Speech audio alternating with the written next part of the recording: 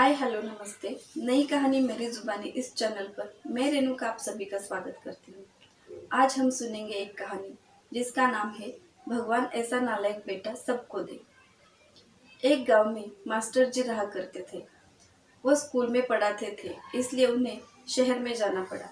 शहर में जाकर वो वहीं रहने लगे। छोटा सा मकान लेकर अपनी जिंदगी वहीं गुजारने लगे। ऐसे ही कुछ साल बीत गए। उनका बड़ा बेटा इंजीनियर बन गया और मंझला बेटा वह डॉक्टर बन गया। और तीसरा बेटा था, उसे बिल्कुल ही पढ़ाई में अच्छा नहीं लगता था, इसलिए उसने 11वीं तक पढ़ा और आगे की पढ़ाई के लिए जाने से बंद कर दिया। इससे वह सबकी नज़र से गिर चुका था। कोई भी उसे अच्छा नहीं कहा करते थे। मास्टर जी तो उसे नालायक ही कहा करते थे। कुछ सालों बाद मास्टर जी रिटायर्ड हो गए। दोनों बच्चों को पढ़ाते पढ़ाते उनके पास कुछ भी नहीं बचा। सारी जमाई पूंजी उन्होंने अपने बेटों पर लगा दी और दोनों को अच्छे से पढ़ाई दे दी और छोटा बेटा ऐसे ही रह गया। ऐसे ही कुछ सालों बाद उन्होंने दोनों बेटे की शादी कर दी और छोटा बेटा कुछ न करने के कारण उसकी शादी नहीं हो पाई। ऐसे ही कुछ दिन बीत रहे थे। मास्टर जी की पत्नी और मास्टर जी दोनों ही उस मकान में रहने लगे। दोनों बच्चे अपने अपने काम से बाहर चले गए और छोटे बेटे को गांव की जमीन देकर उसे गांव भेज दिया और वह वहीं पर एक झोपड़ी बनाकर रहने लगा और खेती बाड़ी संभालने लगा। ऐसे ही कुछ दिन गुजर रहे थे। मास्टर जी की पत्नी ने सोचा, काफी साल गुजर रहे हैं लेकिन बच्चे हमसे मिलने ही नहीं आ रहे, क्यों ना हम ही उनसे मिलने चले जाए।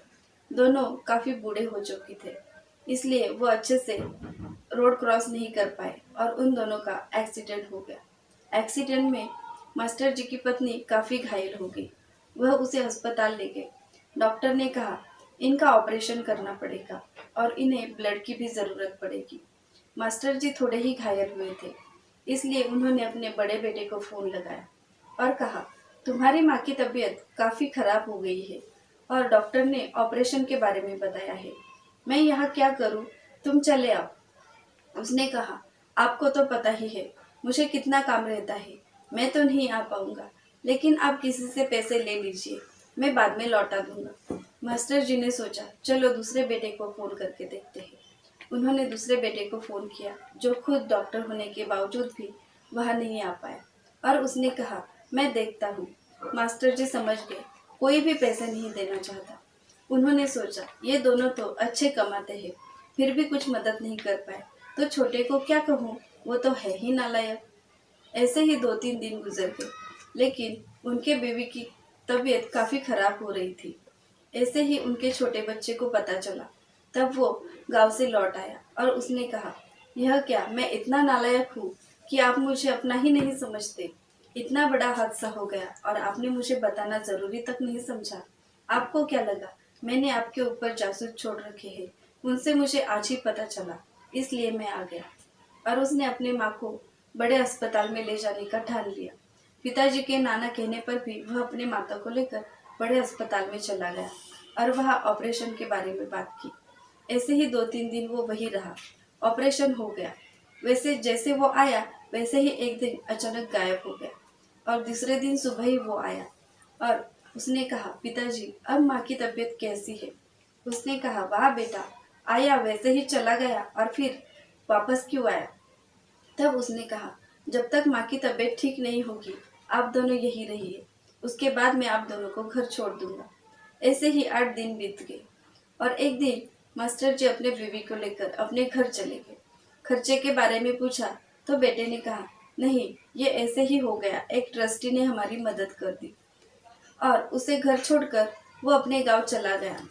वहां जाने के बाद कुछ दिनों बाद माँ जी को जब अच्छा लगा तो उसने कहा, जिस नालायक बेटे को हम नालायक समझते हैं वही आज हमारे काम आया। उसी ने हमारे लिए इतना कुछ किया।